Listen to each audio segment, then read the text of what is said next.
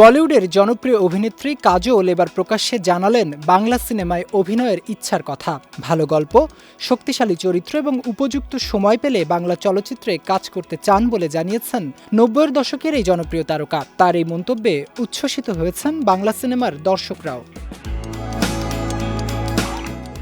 সম্প্রতি ভারতের আনন্দবাজার.com আয়োজিত বছরের বেস্ট ২০২৬ সম্মাননা অনুষ্ঠানে অংশ নেন কাজল। দীর্ঘ অভিনয় জীবনে অসামান্য অবদান ও দর্শকদের ভালোবাসার স্বীকৃতি হিসেবে তিনি এই সম্মাননা গ্রহণ করেন।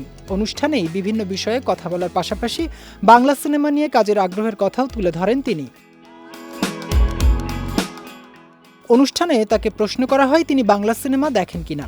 জবাবে কাজল অকপটে বলেন, নিয়মিত বাংলা ছবি দেখা হয় না, তবে সুযোগ এলে অবশ্যই বাংলা সিনেমায় অভিনয় করতে চান। তার মতে ভালো গল্প ও মানসম্মত চরিত্রই একজন অভিনেতাকে নতুন ভাষার সিনেমায় কাজ করতে উৎসাহিত করে।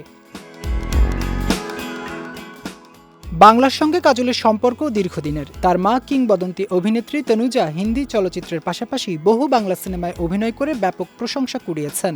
মায়ের মতো অভিনেত্রী হতে পেরেছেন কিনা এমন প্রশ্নের উত্তরে কাজল বিনয়ের সঙ্গে বলেন, তিনি এখনও সেই চেষ্টাই করে যাচ্ছেন। তনুজার মতো শিল্পীর পথ অনুসরণ করেই নিজের অভিনয় জীবন গড়ে তুলেছেন বলেও জানান তিনি।